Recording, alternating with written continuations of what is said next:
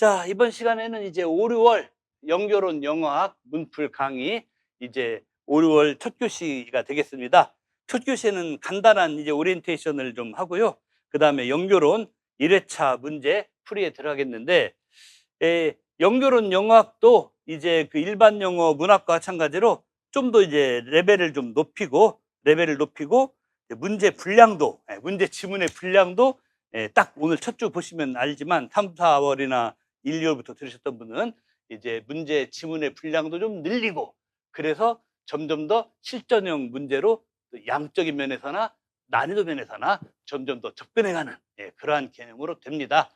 그래서 이제 지나간 1, 2월 달은 뭐 매우 기본적인 수준에서 기본 점검 차원에서 다뤘고, 3, 4월 달에는 이제 그보다 살짝 올라갔다면은 이제 5, 6월부터는 뭐 여기 있는 이런 수준에서 바로 그냥 몇 글자만 다듬어 가지고 실제 7, 8월, 9, 10월 모거나, 아니면 뭐 실제 만약에 임용 출제위원 교수 중에서 저랑 뭐 어떤 식으로건 성향이 비슷한 분만 있으면은 뭐 바로 이런 거 그대로 그냥 실제로 올해 11월 달 시험에 내도 될 수도 있을 만큼 뭐 그런 식의 문제로 거의 이제 근접을 해 간다, 이렇게 생각하시면 됩니다. 그러면서 이제 연교론 1번부터 좀 지문 내용이 좀 어렵긴 해요. 지문 내용이 어렵긴 한데, 그러면서 이제 뭐냐, 5, 6월까지는 영교하고 영어학은 철저하게 단원별, 그 영역별 출제예요. 종합 모의고사가 아니기 때문에 단원별 영역별 출제라서 영교론도 영어학도 출제 범위가 있습니다. 오늘 직강 나오신 분들은 대부분 다 제가 몇 주 전에 이제 카톡으로 그 범위 다 알려드렸죠. 예를 들어 영교론 같은 경우 오늘은 이제 PLT 이제 뭐 3장, 4장에서 PLT 3장, 4장에 보면 뭐 휴먼 러닝 뭐 이런 것도 에이지 팩터, 연령 변수, 그다음에 뭐 휴먼 러닝, 인간의 학습 문제, 뭐 이런 얘기들 많이 나오지 않습니까? 그런 거에서 냈고, 다음 시간에 진행할 영어학 같은 경우는 뭐다? 이제 문법 중에서 뭐 스튜던트 그래머, 티처스 그래머, 그다음에 뭐 허들스턴이나 폴러미슨 그런 그래머 등 보통 이제 한 서너 종류의 원서가 순환식으로 한 번씩 유명하게 떠요. 예를 들어서 뭐 한 3년 전에는 뭐 허들스턴 문법책에서 뭐 거의 그대로 베낀 느낌만이 주는 게 나왔다면은, 또 재작년에는 문법이 역시 허들스턴 치기도 나오지만은 오히려 더 재작년 문법 문제는 특히 조동사 쪽, 뭐 must, need 이런 거 나온 조동사 문제는 뭐 허들스턴 이쪽도 관련있지만은 오히려 2003년도인가 2년도에 출간된 티처스 그래머, 옥스퍼드에서 나온, 거기에 거의 정통으로 딱 나왔어요. 그래서 티처스 그래머로 제가 지금 1주차, 2주차 문법 문제 출제 진도를 잡은 게, 재작년에 뭐 must, 뭐 not, 뭐 need not, 무슨 뭐 negation, 부정 표현과 뭐 조동사, 뭐 스코프 이런 거 나온 거 있잖아요. 모든 책 중에서 티처스 그래머에 가장 유사하게 그대로 나온 바가 있습니다, 이게. 근데 의외로 또 뭐 일부 수험생분들은 티처스 그래머를 좀 너무 옛날에 본 나머지 요즘에 안 나온다라고 오개념을 갖고 계시던데, 아니에요. 바로 재작년 그 must, need 이런 거 나오는 조동사, 거기에 따른 부정 표현이 뭐 티처스 그래머에 거의 뭐 유사한 분위기로 나오기도 했습니다, 여러분들. 그래서 이제 오늘은 또 영교 말고 또 영어학은 또 그런 쪽에서 또 시작을 합니다. 그래서 하여튼 영교도 영어학도 이 진도표가 있습니다. 3, 4월 달에는 각 과목별로 주요 챕터들 있지 않습니까? 주요 챕터들별로 순환해서 하는데, 영교로는 오늘 1주차하고 다음 주 2주차에는 이제 PLLT의 일부 챕터를 중심으로 한 이 언어 습득론 문제. 사실은 이 언어 습득론이 영교론 전체 챕터들 가운데서 영어 평가, 랭귀지 어세스먼트와 함께 좀 어려운 데긴 해요. 어려운 데긴 한데, 제가 1, 2월이나 3, 4월과는 달리 5, 6월에서는 이 1, 2월, 3, 4월은 제가 영어 언어 습득론을 좀 뒤에 진도로 넣었는데 5, 6월은 좀 앞으로 당겼어요. 왜냐하면 5, 6월은 그만큼 난이도 자체가 올라가는 기간이기도 하고, 조금은 좀 어려운 내용을 초장에 배치해 가지고 이제 점점 실전에 가까우는데 약간 좀 긴장감도 주고, 뭐 이런 의도가 있는 것입니다. 그리고 이제 3, 4월과 1, 2월과는 다르게 지금 5, 6월 영교론 영어학 그 영역별 문풀에서 차이점 뭐냐? 이제 영교도 그렇고 영어학도 그렇고 둘 다 서술형 문제가 이제 두 문제씩으로, 그러니까 초창기 1, 2월 달 이럴 때는 뭐 영교 영어학도 기입형만 한 3개 있고 서술형 끝에 꼴랑 하나 있고 이랬어요. 그렇죠? 그러다가 지난 3, 4월에는 영교는 이제 서술형이 하나 늘어나는 경우도 있었지만 영어는 계속 서술형 하나였고 이랬잖아요. 근데 오늘 5월, 6월 강의 첫 주부터는 영어학도 서술형 무조건 2개씩, 영교론도 무조건 2개씩 해서 이제 7, 8월 달에는 이제 많아지잖아요, 서술형이. 영어학은 보통 6문제 나와요. 6문제 나오는데 서술형 한 4개 나옵니다.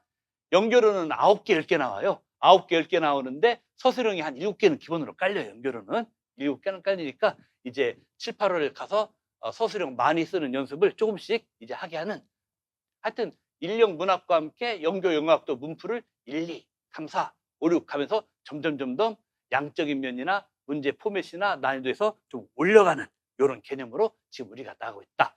실전 단계로 들어가기 좀 직전 단계, 완전 80점 만점 동형 모의고사 실전 단계로 들어가기 직전 단계 난이도로 좀 구성을 하고 있다. 이렇게 보시면 맞겠습니다. 자, 그럼 이렇게 OT 내용 말씀드렸고 바로 이어서 같은 시간 내에 연결론 이제 문제 풀이로 들어가겠습니다. 이제 처음에는 PLLT 3장에 나오는 내용이에요. PLLT 3장은 사실은 우리 연결론 출제에서는 양적인 빈도는 좀 낮아요. 낮은데 좀 다른 문제, 연결론의 다른 문제와 좀 섞여서 혼합돼서 다른 문제 한 부분 정도로 나오는 일이 많아요. 그래도 기본 원서 3, 4대 기본 원서 중에 하나인 PLLT에서 한 챕터를 다 차지하고 있는 주제이기 때문에 이걸 공부하는데 연령 측면, 언어 습득과 에이지 팩터, 연령 측면에 관한 내용을 다룹니다. 여기 보시면은 맨 처음에 1번에서 헤미스페리칸 레터럴라이제이션인데 요게 뭐냐, 뇌의 편측화라고 번역되는 거죠. 편측화, 측면으로 치우친다 이거예요. 오른쪽으로, 왼쪽으로 이렇게 측면들로 치우치는 게 편측화인데, 여기서 헤미스피어릭은 뭐냐면 지구 동그란 것도 되지만은 우리 뇌 머리 이것도 동글동글하잖아요. 그러니까 우리 뇌가 실제로 의학적으로도 생물학적으로도 좌쪽 우쪽 사이에 골이 좀 깊이 파여지게 됩니다. 그러니까 아주 갓난 애기들은 뇌 좌우 사이에 이 사진 찍어봐도 이 굵은 선이 거의 희미하거나 없어요. 애기들 막 태어날 때는. 그래서 의학적으로 이렇게 생겨서 생물학적으로 생겨서 실제 이 멘탈 기능적으로도 흔히 좌뇌의 기능, 우뇌의 기능이라는 게 구분이 안 되고 서로 막 아주 자연스럽게 협조해서 같이 돌아가는 게 어린 애기 때 일이랍니다. 그러다가 의학적으로도 이 가운데 골이 좀 깊이 패여가서 보통 사춘기로 옛날식 기준 사춘기를 진 만 한 8세, 9세, 한국 나이로 한 10세 정도 그쯤 되면은 이제 좌뇌, 우뇌가 의학적으로 생물학적으로는 구분이 되는 듯한 이 가운데 깊이 패인 골로 인해서 그런 느낌이 들고, 그리고 좌뇌, 우뇌를 다쳤을 경우에 정신적인 기능에 문제 생기는 경우와 좌뇌를 다쳤을 경우 정신적으로 문제 생기는 경우가 서로 좀 많이 다르게 나타난다 할 정도로 물리적으로 좌우 나눠짐에 따라서 멘탈적으로도 뭔가 다른 특성이 갈라지는구나, 좌뇌 우뇌 쪽이, 이런 말을 할 수 있게 된다, 이런 얘기예요. 이런 얘기인데, 그런데 이제 말하자면은 이 레터럴라이제이션이 일어나면 뭐냐면은 그 처음에 지문 넷째 줄에서 after lateralization, 그러니까 뇌 편측화가 일어나면은 좌뇌가 도미넌트하게 된다, 언어에 대해서는. 그렇죠. 그러니까 뭐예요, 옛날에는 좌우 뇌가 동시다발적으로다가 좌뇌뿐만 아니라 좌우뇌가 동시다발적으로다가 언어를 같이 관장해 줬어요. 그러니까 오히려 그때가 더 좋았을 수도 있어요. 언어에 대해서 인간이 양쪽 뇌를 다 자연스럽게 활용할 수 있었던 거예요.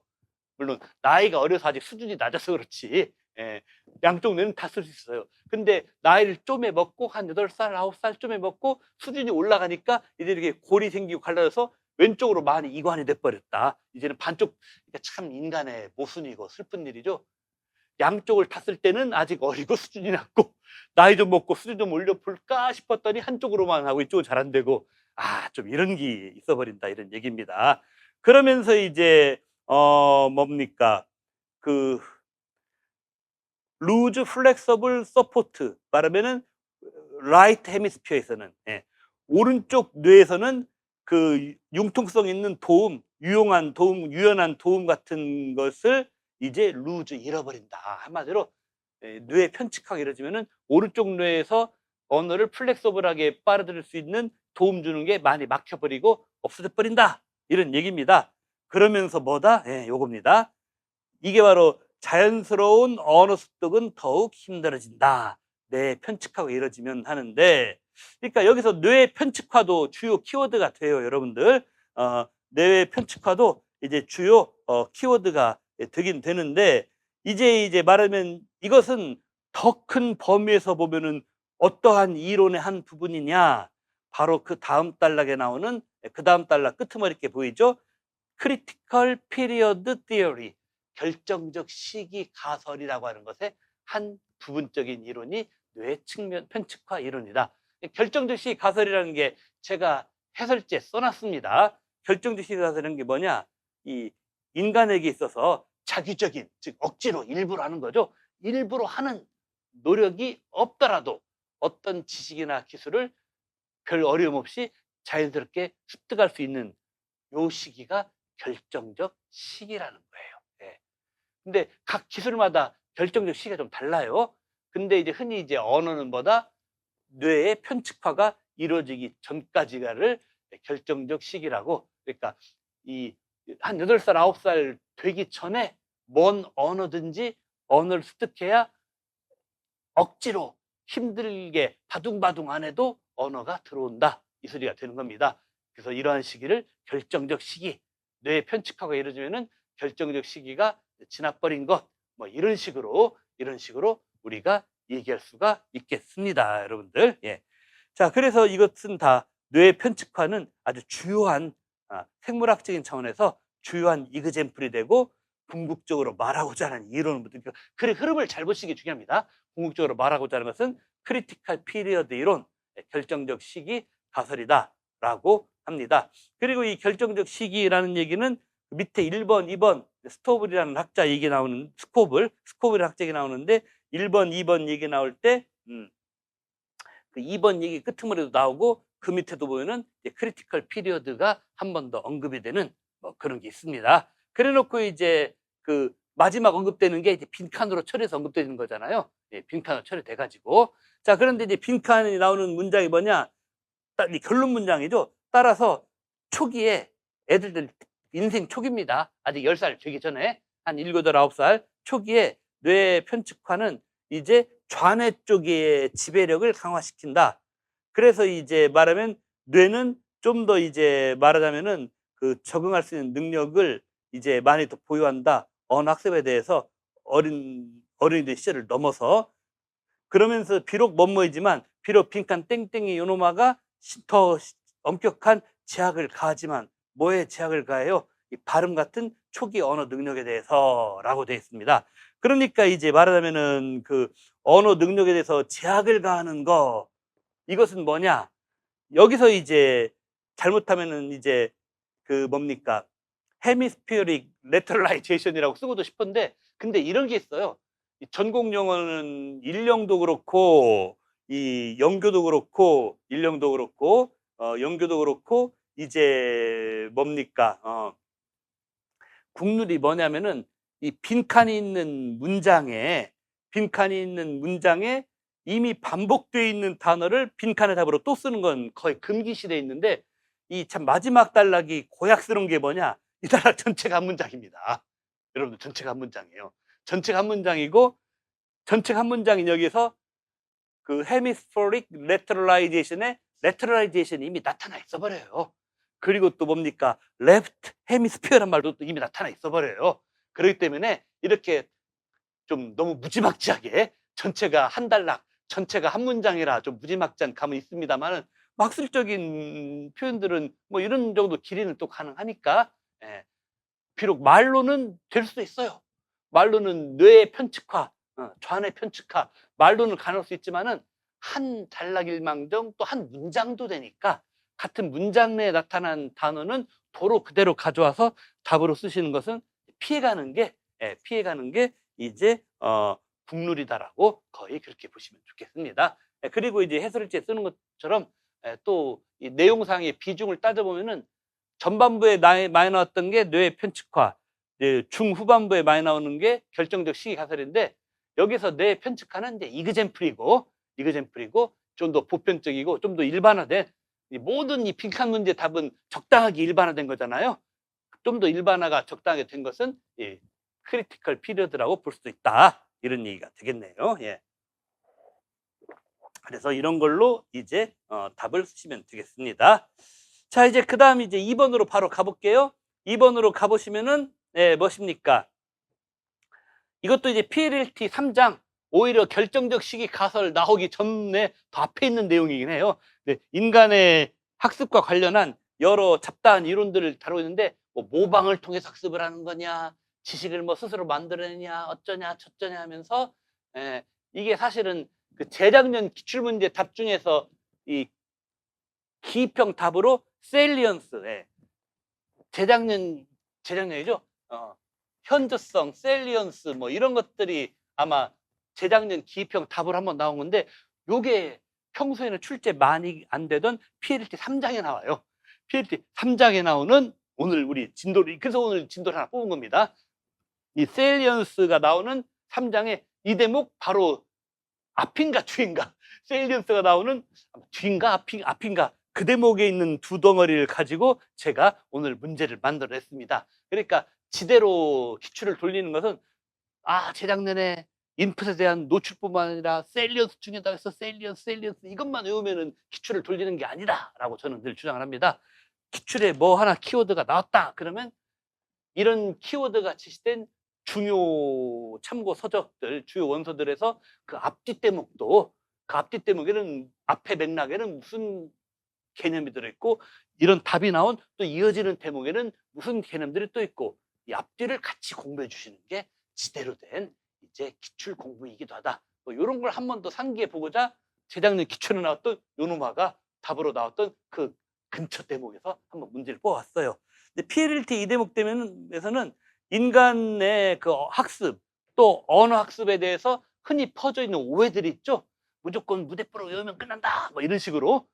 그런 오해들, 미스컨셉션에 대해서 비판들을 많이 하는 대목이 나와요. 이 셀리언스가 기출로 나왔던 이 대목에서.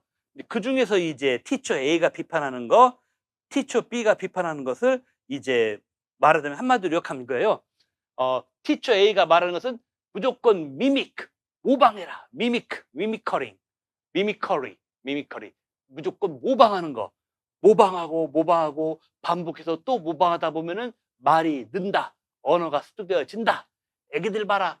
엄마들이 엄마 해봐면 엄마, 아빠 해봐면 아빠, 까까 해봐면 까까 수백 번 따라하다가, 엄마가 해주는 말 수백 번 따라하다가 말이 늘지 않느냐? 애기들도 수백 번 따라하다가 말이 드는데 뭐 니들이라고 볼 수 있냐? 애기들이 엄마 말 따라하는 것도 수백 번 따라해봐. 미미크만 따라하는 거 수백 번 해봐. 이렇게 주장하는 게 있는데, 그 주장이 마냥 맞지가 아니하고 뭔가 틀리는 게 문제가 있다라고 하는 게 바로 여기 이제 나오는 겁니다. 그러면서 미미크라든지 티처 A가 하신 말씀 넷째 줄에 through imitation, 모방이라든지 이런 것을 너무 세게 미는 입장이 있는데, 요게 이제 말하자면은 마냥 맞는 말이 아니다라고. 그러면서 뭐다? 그 A 선생님이 한 말, 6번째 줄 되니까 미케니컬한 이미테이션은 미닝풀하고 크리에이티브한 언어 사용을 무시한다. 이게 비판 핵심이죠. 따라해봐. 엄마가 하는 거, 아빠가 하는 거, 쌤이 해주는 거, 높은 학년 오빠 언니가 해주는 거 따라해봐. 이것만 갖고는 창의적인, 그렇습니다. 창의적인 뭐 이런 것들, 유의미한 이런 학습이 안 된다. 기계적인 학습으로 치우친다. 요 비판이 딱 핵심이에요. 뭐 여러분 잘 아시겠지만 이게 뭐 교육 심리학이나 언어 교수법에서 말하는 이 행동주의적, 그렇죠? behavioristic, 행동주의적 학습법에 대한 비판이에요. 근데 또 슬픈 것은 우리 임용학습은 어느 정도는 행동주의적인 학습을 해야 돼요. 연결론이건 영어학이건 문학이건 어려운 대목은 5번 이상 돌려야 됩니다. 최소 어떤 건 10번 이상 돌려야 될 수도 있어요. 왜냐하면 한국형 시험은 여전히 미케니컬한 기계적인 암기의 요소를 좀 이런 서술형 시험에서 마저 강요하는 게 있습니다. 분명히. 어쩔 수 없어요. 이놈의 나라는. 지금은 폐지고 다 이제 로스쿨 이후 변호사 시험을 했겠지만, 한때 사법시험 했을 때 1차 객관식 있고 2차가 논술고사예요. 사법시험은. 근데 여러분 그 옛날 법관 되려고 법조인 되려고 사법시험 있을 때, 사법고시라고 불렸던 거, 사법시험 있을 때 2차 논술시험이 무지막지예요. 5일간 시험 봐요. 그리고 하루에 3시간인가 4시간 시험 보는데 그 3시간 4시간이 한 과목 논술 푸는 거예요. 그리고 책도 갖고 들어가래요. 예를 들어 헌법시험이다 그러면 헌법책, 헌법 참고서 갖고 들어갈 수 있어요. 그러면은 와, 오픈북으로 막 문헌 참조돼 가면서 창조적인 라이팅 할 수 있냐? 천만의 말씀 만만의 공덕이었어요. 그때도 뭐냐?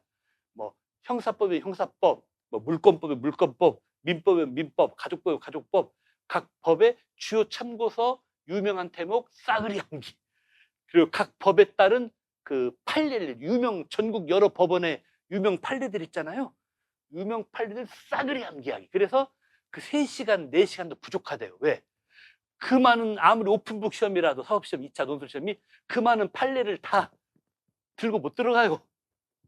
그러니까 뭐예요? 자기 기억 속에서 인출을 해야 돼요. 아, 내가 이거 저기 신림동 금탑고시원 시절 우리 형들하고 우리 누나들 언니들하고 스터디할 때 그때 언제쯤 스터디에서 봤던 예를 들어서 뭐 대전지방법원 몇 년도 몇 월 며칠 무슨 판결하고 거의 똑같은 판박인데 이번에 그 판사가 시험 냈나? 그 깨알 같은 수많은 판례 중에서 딱 인출해가지고 딱 꽂아야, 이래야 과락 40점 면하고 안전한 합격선 60점 들어가고. 사업시험 어려워요, 여러분들. 과락 40점 면한 후에 과학별로 60점 넘기가 마냥 쉽지가 않아요. 80점은 꿈의 점수고 100점 만점에. 그래서 5일간 다 60, 60, 60, 60 찍으면 안전한 2차 합격이었는데, 그게 판례 하나하나까지 핀포인트에서 찍어내서 기억에 떠올려야 되는 암기 학습이었던 거예요. 그러니까 우리나라 법조인들이 문제 많은 게 최고의 시험을 봤는데도 처절할 만큼 기계적 암기로 된 인간들이에요. 쉽게 말하면. 좀 문제 많습니다. 그래서 똑같은 법 적용인데, 똑같은 비슷한 사건인데 뭐가 문제냐? 재판관마다 판결이 너무 천차만별해요. 그래서 재판 들어가는 사람들이 하는 말이 대지문. 어떤 판사한테 걸려에 따라서 유죄냐 무죄냐. 유죄면 형량이 예를 들어 벌금으로 끝나냐 징역 가느냐. 판사 따라 대지문, 이 소리예요. 왜냐면은 제대로 된 미닝풀하고 크리에이티브한 교육을 못 받고 암기만 했기 때문에 미닝풀 크리에이티브는 거의 바닥이에요. 암기밖에 없기 때문에 판사, 실무, 재판 때리는 실무에서는 제각각 완전히 천차만별로 천방지축으로 마구잡이로 적용되는 거예요, 이게. 네, 죄송합니다. 법조 욕하는 시간 아닙니다. 하여튼 이겁니다. 그 다음, B번 갑시다. B번 가면 뭐예요? 이것도 중요한 쟁점이죠. 컴프리헨션과 프로덕션의 쟁점이에요. 이것은 입력가설을 비판한, 우리가 영어 교육 역사에서 유명해진 인풋, 입력가설을 살짝 까는 거예요. 비판한 겁니다. 그러니까 우리가 영어 교수법 역사에서 70년대 크라센이라든지 이런 분들이 뭐예요? 입력가설, 인풋이 뭡니까? 듣기 아니면은 읽기. 듣기나 읽기로 언어 데이터를 계속 애들 마음속에 넣어줘라. 그리고 말해봐라, 써봐라 하고 초반부터 푸쉬를 넣지 좀 말아라. 계속 들려줘, 영어건. 그 다음에 계속 읽혀줘. 영어건 뭐건 어떤 언어건. 듣고 읽어서 인풋으로 들어온 게 기억 속에 쌓이다 보면은 하지 말라고 해도 알아서 지들 입으로, 손으로 나중엔 아웃풋 프로덕션, 아웃풋 산출돼서 다 나온 날이 있다. 이렇게 보는 견해가 70년대 좀 미국에서 특히나 유행을 많이 했다 그래요. 미국의 어린아이들 영어 교육, 미국의 초등학생 영어 교육에서 걔네들은 또 네이티브니까, 그렇죠? 네이티브니까 그럴 수도 있는데 어린 네이티브 같으면 뭐 그럴 수도 있겠다 싶어요. 근데 이제 문제는 우리 같이 네이티브 어린이가 아닌 시절에 포리너 어린이 시절에 영어 배울 경우는 우리한테 문제가 될 수 있는 것이죠. 한국에서 배울 경우에는. 자, 근데 그런 게 있었어요. 그런 게 있었는데 PLLT에서는, PLLT가 여러분들 초판이 89년도인가 88년도에 나왔습니다. 그리고 이 말하면 제 연식이 탐나지만은 저는 PLLT 초판부터 갖고 있습니다. 저는 학생 시절에 아유 죄송합니다. 제 연식 그대로 나버렸는데 저는 대학원 석사 시절에 PLLT 초판으로 수업을 한 학기 배웠던 적도 있는 사람이에요. 대학원 그 석사 시절에. 예, 저는 그랬습니다. 예.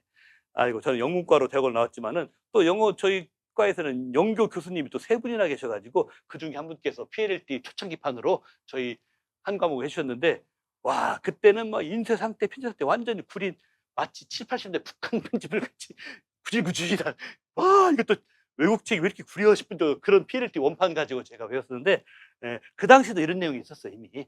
그 당시에서도 이미 PLT는 80년대 말에 나온 책인데도 불과 10몇 년 전 70년대 유행했던 인풋 가설을 비판하는 이 말이 PLT가 꽤나 시대를 앞섰던 책, 그러니까 이게 나왔습니다, 여러분들. 자, 그런데 한마디로 너무 인풋만 강요하고 아웃풋을 늦춰버리면은 이게 좀 안 되는 거다라고 그렇게 우리가 얘기할 수가 좀 있겠습니다.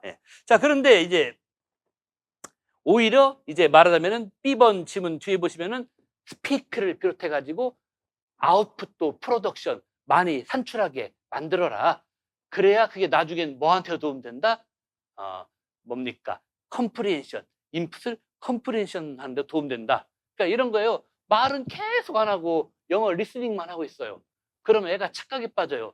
나는 저 영어를 정확한 발음, 정확한 내용으로 다 알아듣고 있다고 착각할 수 있어요. 그런데 그 내용을 스크립트를 주면서 아니면 선생님이 따라 말하게 하면서 애한테 말을 시켜봐요. 그러면 하는 순간에 나와요. 내가 귀로만 듣고 말했을 때는 다 내가 알아듣는 게 맞다라고 해야 되는데 스크립트라도 보면서 말을 해보니까 내가 알아들은 게 이거 이 단어는 비슷한 발음 스펠링에 내가 다른 단어라고 잘못 알아들었구나 하고 이제 알아차리죠. 스크립트도 보면서 선생님 시키는 대로 이끌려 가기도 하면서 지가 직접 눈으로 보고 말도 해보면서 아이고야 이게 그때 요런 단어가 아니라 사실은 이거였네 하고 이렇게 직접 지가 말도 해보고 하는 이런 식의, 방금 말한 이런 식의 경험도 해봐야 이 리스닝 하는 것도 더 정확해진다. 맞습니다. 바로 이 말이 B에 나와요. 근데 오늘 문제편 밑에 커멘터리 박스에서 문제편은 뭐가 나오느냐?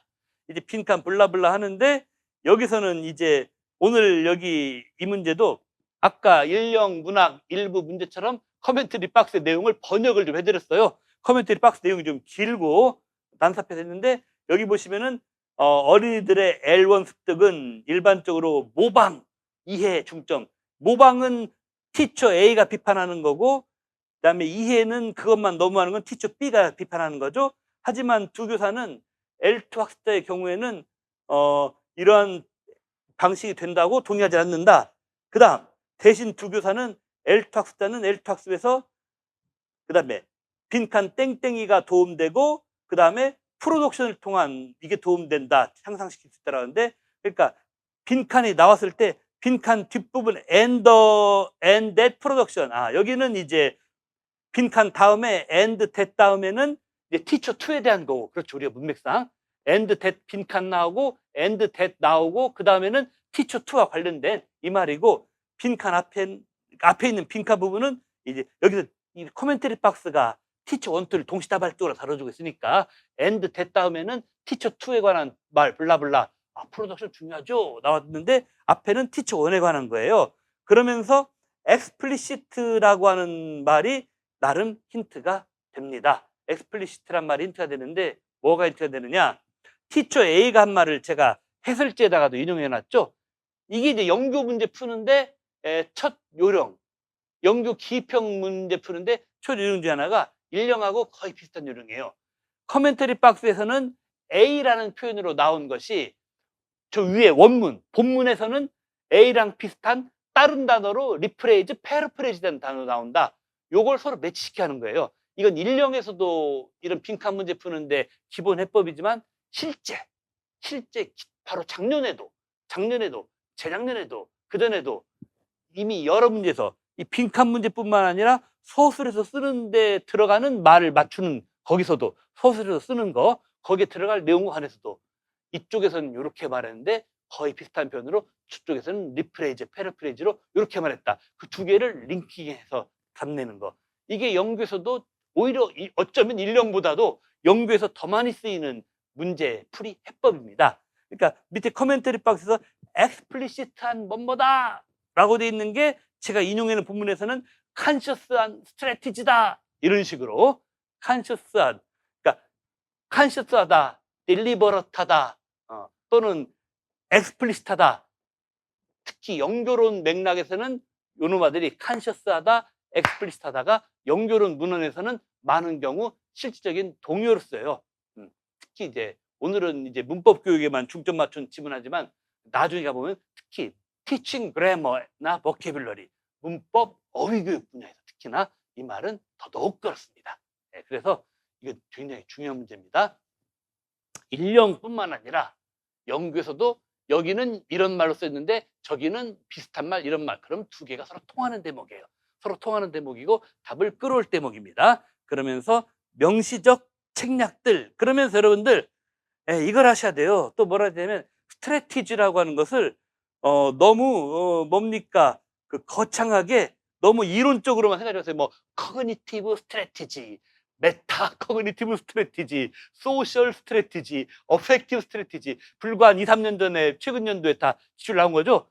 그렇게 큼직큼직한 이론 범주만 있는 게 아니에요. 여기 A 지문, 티처의 지문 보세요.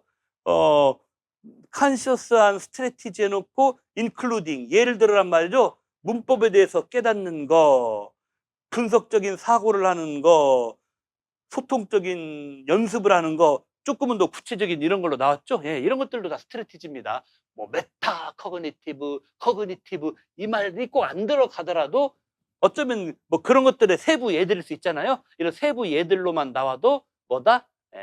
이게 따지고 보면 다 커그니티브 아니면 그러니까 여러분들 그래머 어웨어니스나 굳이 따지면 그래머 어웨어니스나 어널리틱 싱킹은 참고로 써놓으세요. 커그니티브 스트래티지에 속해요. 커그니티브. 그래머 어웨어니스나 어널리틱 싱킹은 커그니티브한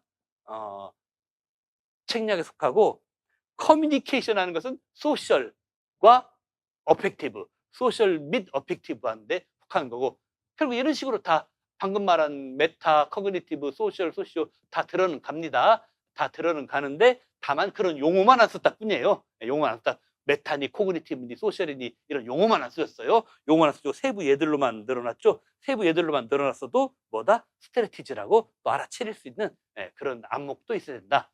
바로 이런 게 영유 문제를 풀어가는 우리의 기본 소양이다. 이런 얘기입니다. 자, 이렇게 해서 우리가, 그리고 어떤 분들은 혹시 러닝 아닌가라고 생각했는데, 근데 이것도 마찬가지예요. 그 빈칸이 들어간 곳에 뒤에 L2 러닝이 나옵니다. 물론 여러분들 explicit learning이라는 표현도 있긴 있어요. 영어 교육에서. 아니, 영어 교육뿐만 아니라 이 모든 교과 교육에 영어로 된 교육학 원서에는 다 explicit learning이라는 말도 여러 교과 교육학에 다 나와요. 하지만 뭐다? explicit learning은 답이 안 되는 게, 여기서는 learning이 빈칸 다음에 써 있기 때문에 하여튼 빈칸 있는 문장에 써 있는 말은 뭐다? 다시 한번 답이 될 수 없다라는 거. 하여튼 오늘은 첫 시간이라서 이 영교에서도 가장 기본적인 뭐예요? 서술형 또 기입병참 풀이 해법을 알려드립니다. 자, 이제 그 다음에 이제 3으로 가십시다. 3으로 가시면은 이제 PLLT 4장 휴먼 러닝에서 나오는 건데, 여기 보면은 이제 이런 게 있어요. 어린 아동에 대해서 이제 말하자면은 그 영어를 학습시키는 이런 예가 나오죠. 그 마더랑 그 마더랑 차일드가 있고, 그러면서 그 엄마가 아주 어린 차일드에게 마미 하고 가르쳐, 그 마미 하고 이렇게 되는 것은 뭐 애가 마미란 뜻을 아직 너무 어려서 완전히 알아듣고 마미라는 게 엄마 지금 마미라고 했나? 마미가 뭐야? 이렇게 약간 액시덴털하게 우연적으로 반응한 거다. 그런 얘기죠. 그랬더니 그런데도 엄마는 보다 오 잘했어요. 그래 진짜 애가 다 알아듣고 마음이라고 한 게 아니라는 걸 엄마도 알아요. 아내도 어이구야 우리 애기가 마음이 따라했는데 잘했어. 이렇게 뭐죠? 당근과 채찍에서 당근 한 개 바로 안겨주는. 그러니까 이것도 약간은 뭐예요? 그 비헤이비어리스틱 행동주의적 교수법에 따른 이제 그 언어 티칭 러닝이 이루어진 장면이에요. 그랬더니 엄마가 예스 하고 막 굿잡하고 예 하고 예 엄마가 오바를 하시면서, 엄마가 몸개그 오바를 하시면서 애기 칭찬합니다. 근데 엄마들은 다 이래요. 그냥 안 그럴 수가 없어요. 그랬더니 애가, 근데 엄마가 오버를 해주고 막 박수 쳐주고 긍정적인 강화, 다 이제 비헤비리스틱한 용어 막 천지로 나오죠. 긍정적인 강화를 해줬더니 뭐다? 이제 애가 신나고 방구 나서 마미 하고 막 그 리워드를 받아서 좋다고 반응을 하는 이런 게 있다. 그래서 이게 전부 다 이제 오디오 링걸 메소드에서도 애들한테 이렇게 쓸 수 있고 하여튼 그런 걸 포함해서보다 전부 다 행동주의 교수법에 의해서 강화, 긍정적 강화 뭐 이런 걸 통해서 애들 언어 가르치는 거다. 보상도 주고 모방도 시키고 모방 잘하면 뭐 보상도 주고 연습도 더 시키고 뭐 이런 거다. 그래 놓고 이제 B번에 좀 더 길어진 데가 나왔습니다. 티처와 러너가 나오고 여기서도 이제 티처가 선창을 하시면은 러너가 따라서 복창을 하면서 따라오는데 역시 여기서도 뭐 러너가 알아차린 것도 있고 얼떨결에 반응한 것도 있고 뭐 리워드 준 것도 있고 그래서 뭐 더 따라해서 이제 강화된 것도 있고 막 여러 가지 있을 거 아니에요. 그래서 1번부터 8번 사이에서 이제 그런 요소를 찾아봐라 하는데 이 정도 난이도의 문제부터가 잘 들으세요. 그렇게 어렵지는 않은 문제로 실전에서도 나올 수준에 들어가기를 비로소 시작을 하는 실전에 나오기를 시작할 수 있는 난이도가 이 정도부터 딱 시작됩니다. 실전에 나오면은 완전 하까지는 또 아니에요, 여러분. 이게 완전 하는 아니고 중이나 중하 정도, 중 내지는 중하 정도, 완전 하 아닙니다, 여러분. 이게 은근히 좀 부담되는 유형이에요. 왜냐하면 너무 미세하게 짧게밖에 대화가 안 나오기 때문에 조금만 잘못 봐서 삐끗하고 나가면 어떡하나 신경 곤두세워가면서 푸는 문제거든요. 그래서 완전 하는 절대 아닙니다, 이게. 중하나 중정도, 한 중정도 난이도에 속해서 나올 수 있다. 그리고 역대의 서답형을 바뀐 뒤에 이런 식의 문제가 한 2번 나왔습니다. 10년대에도 나왔고요. 심지어는. 자, 그래 놓고 이제 1, 2, 3, 4 중에서 밑에 보시면은 엑스텐털, 얼떨결에 반응하죠. 엑스텐털 리스판스에 해당되는 건 뭐냐. 그리고 여기 디렉션 잘 보셔야 돼요. 티처가 리인포스먼트, 그것도 파지티브 리인포스먼트, 긍정적 강화, 즉 당근과 채찍 중에서 당근 막 먹여주는 거죠. 당근을 한 번만 주는 게 아닌가 봐요. 한 2번, 3번 주나 봐요. 근데 이때 잘 보셔야 돼요. 퍼스트, 첫 번째 당근 언제 먹여주느냐. 그러니까 연결어는 1령 이상으로 디렉션 잘 봐야 돼요. 밑에 지상을 어느 정도 어느 부분에서 구체적, 세밀하게 뭐를 찾아야 되고 이 디렉션을 어쩌면 1령 못지않게 쫀쫀하게 봐야 되는 게 그러니까 영규는 고난이도의 지식을 이렇게 쌓는 거 좋아요. 네, 하세요. 할 수 있는 선에서 하세요. 그런데 시험 당일날은 이런 요소가 중요하게 된다. 이게 영교의 종특이에요. 영어학보다 더 심할 수도 있습니다. 어떨 때는요. 예. 물론 영어학이 조금 더 심하긴 한데 예. 근데 이 퍼스트의 포지티브 리인포스먼트. 그래서 오늘 모범 답안에 나온 것 같이 하나는 2번이고 하나는 5번이라고 예, 그렇게 얘기를 할 수가 있습니다. 그리고 이 문제 약간의 어려움이 뭐느냐? 컨디션드 헤비트에 해당되는 거 학습자의 이걸 찾아라. 이건 좀 어려워요. 왜? 컨디션드 헤비트란 말은 왜 어렵다? 본문에는 안 나오잖아요. 그래서 이 문제가 5, 6월 1주차 문제인데 사실은 9월 1주차나 7월 1주차에 갖다 놓고 내도 나름 경쟁력이 있습니다. 오늘 이 5, 6월 첫 주차에 약간 여러분들 선물을 좀 드리는 개념으로. 근데 컨디션드 되었다란 말이 뭐냐? 심리학, 교육 심리학 용어죠. 조건화가 되었다는 것은 좀 옛날식 한 100년 전, 7, 80년씩 행동주의 심리학, 행동주의 교육 심리학에서 뭐냐면은 뭔가 그 채찍과 당근을 계속 교사가 안겨줘가지고 애들에게 교사가 원하는 바른 지식이 나타나도록, 바른 지식이 들어가도록 만들어 놓은 거. 이게 컨디션드 헤비트를 만들어 준 거예요. 그러니까 얼레블레 막 어영부영 틀린 지식으로 개발해서 내발 막 아무거나 던지지 말고 그렇게 애들들 방치하지 말고 교사가 목표로 한 원래 타겟을 삼은 올바른 지식, 올바른 여기는 언어 지식이죠. 언어 지식이 딱 자리 잡게 된 거. 요게 컨디션드 헤빗. 헤빗. 근데 왜 습관이라고 하느냐? 헤빗. 행동주의 심리학, 행동주의 교육 심리학에서는 지식이라는 게 다른 게 아니에요.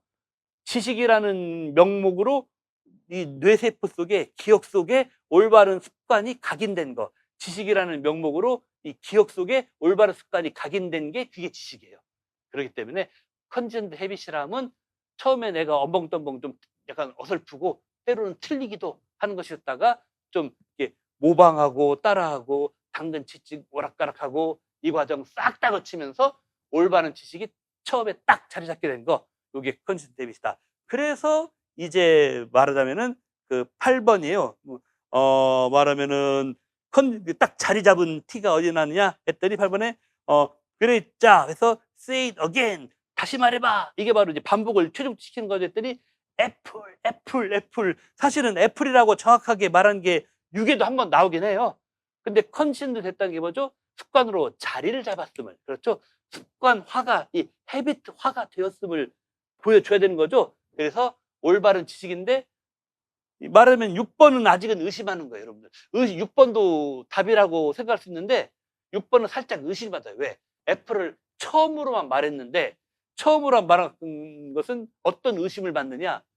애플이라고 올바르게 말했겠는데 우연히 얻어 걸려서 얼떨결에 한 번 우연하게 올바르게 애플이라고 표현했고 다음에 가면 또 틀릴 수도 있지 않느냐라는, 아직은 의심의 공간이 남아 있습니다. 의심의 여지가 남아 있는데 8번 가서 무슨 대한독립 만세 만세 만세 삼창이라도 하듯이 애플 애플 애플. 아이고 저기 미국에서 팀쿡 할아버지가 좋아하게 생겼네. 삼성도 아니고 뭐 샤오미 화이도 삼성도 아니고 갤럭시라고 안 하고 애플 하니까 우리 팀쿡 어르신이 좋아할 것 같아요. 어쨌건 이게 확실하게 컨텐츠 헤비심을 확증. 6번 애플은 우연하게 액시덴탈하게 여전히 나타날 수도 있다 하는 겁니다. 그래서 아직은 6번은 의심의 여지가 남아 있는데 의심의 여지를 제거하고 확실하게 자리 잡은 것은 만세 삼창 하듯이 애플 삼창은 여기서 이제 입증을 하는 거다. 좀 생각보다 많이 어려워요, 여러분들. 그래서 아까도 봤지만 7월달 종합모고, 9월, 10월, 11월 최종 모고에 들어가도 어색하지 않는 이 문제를 능숙하게 풀어낸 선생님 같은 경우는 뭔가 그 정도면요 경기도나 서울에서 합격뿐만 아니라 최종 합격에서도 20% 안에 합격할 수 있는 그런 센스가 있는 분들입니다. 이 한 문제만 놓고서라도 스스로가 기분이 좋아하셔도 됩니다. 이걸 여러분들이. 자, 그다음에 이렇게 해놓고 4번 보겠습니다. 그리고 나머지 요거에 대해서는 여기서는 이제 말하자면은 그 뭡니까? 그러니까 한마디로 컨텐츠 헤빗은 올바른 지식이 뭔가 강화까지 돼서 확실히 헤빗으로 자리 잡은 거, 강화돼서 자리 잡은 거라고 보시면 되겠어요. 그리고 이제 오늘 해설자를 보시면은 방금 나온 대화를 각 행마다 가로를 쳐놓고 이것은 뭐다, 이것은 뭐다, 이것은 뭐다라고 다 써놨죠? 이것도 여러분들이 이제 여러 번 봐놓으시기 바랍니다. 매우 중요한 자료예요. 자, 그다음에 연구의 마지막 문제입니다. 연구의 마지막 문제는 이번엔 좀 순한 문제예요. 순한 맛. 방금은 좀 쫀쫀한 느낌도 있었는데 이번엔 순한 맛 문제예요. 뭐냐? 연구 문제 중에서 휴머니스틱 어프로치라는 것도 있어요. 휴머니스틱 어프로치는 뭐 여러 가지 말이 있지만은 인간은 학습 기계가 아니라는 거예요. 10만큼의 인풋을 넣었으니까 내부적인 그런 수학적 기계적 공식에 의해서 예를 들어 2x 더하기 5, 예를 들어 방정식 2x 숫자 2x 더하기 5라는 식에다가 x자리에 10을 빵 인풋 넣었으니까 2 곱하기 10 더하기 5에서 너는 반드시 25라는 아웃풋을 넣어야 돼. 2x 더하기 5라는 공식을 가운데 딱 박아놓고 거기다가 x자리에 10이라는 인풋을 쌤이 넣어줬으니 너 학생은 25라는 아웃풋을 내야 돼. 이렇게 하는 게 아니라는 거예요. 인간의 학습은. 컴퓨터나 다른 기계들, 심지어 요새는 뭐 양자역학 퀀텀 컴퓨터는 요새는 컴퓨터도 그렇게 안 합니다. 여러분들. 온갖 다양한 킹우의 수를 다 동원해서 다양성을, 요새는 컴퓨터도 양자역학 컴퓨터는 다양성을 추구해요. 어느 하나로 답을 내지 않습니다. 양자역학 컴퓨터는. 그런데 이제 그렇게 뭐 인풋 들어가면 공식에 때려 맞춘 아웃풋 나오고 요게 아니에요. 기계적인 게 아니에요. 인간 학습은 뭡니까? 한마디로 감정을 중시하고 사회적 관계를 중시하고 그러면서보다 학습자 주도성이 있고, 그렇죠. 학생 중심성, 학습자 주도성 이런 게 있다. 그리고 또 뭔가 학생들의 감정적인 면을 도와줘서 그래서 편하게 안전하게 공부 잘하게 하는 그런 면이 있다. 이런 것들이 여기 A 지문에 나오는 거죠. 그리고 밑에 우리 김 교사께서 이제 잉글리시 티처로서 우리 애들 어떻게 가르칠까 수업 계획에 대한 메모들을 4개를 써놨어요. 그런데 이 4개 뭐 이런 형식으로도 메모란 말은 안 쓰더라도 다른 용어로도 우리 실제 기출에 이미 여러 번 나왔습니다. 사전 계획, 사전에 계획한 액티비티 뭐 이렇게. 근데 여기서 보면은 이 4개 중에 방금 A에서 말한 휴머니스틱한 이런 성향에 맞는 그런 문제가 있고, 그런 액티비티 계획 메모가 있고, 그렇지 아니한 액티비티 메모도 있다. 이런 거잖아요. 이건 별로 안 어려워요, 여러분들. 상대적으로 3번보다 쉬워요. 그래가지고 이 4번 보시면은 이제 말하자면은 여기서 두 개, 1번하고 3번이 하나는 학습 중심적이고 3번은 학생들의 그 감정적인 측면 서포트하는 걸 중심적이고, 이렇게 해가지고 여기가 성격이 부합되는 것이다. 그리고 나머지는 이사는 해당이 안 되는 것이다. 그래놓고 오늘 해설 자료를 잘 보세요. 보시면은 각 메모에 나타난 액티비티별로 뭔 활동을 하는 거냐, 어떤 핵심 컨셉을 가진 액티비티냐, 요게 메모 1, 2, 3, 4별로 제목으로 다 써있죠. 뭐 러너 센터드한 액티비티에 대한 거다, 뭐다 써있고, 그 다음에 밑에 따옴표로는 세부적인 구체적인 액티비티 방향, 이게 또 써있고, 그러니까 아마도 이 메모 1, 2, 3, 4에 대한 이 해설 부분이 이 B지문 각각에 대한 두 줄 요약입니다. 여러분들 이것도 한번 잘 보시기 바라겠습니다. 자, 그래서 연결을 이렇게 하고요. 딱 한 2, 3분만 쉬고 잠깐 물 한 모금 마시고 칠판 요한 쓴 다음에 바로 또 영어학 들어가도록 하겠습니다.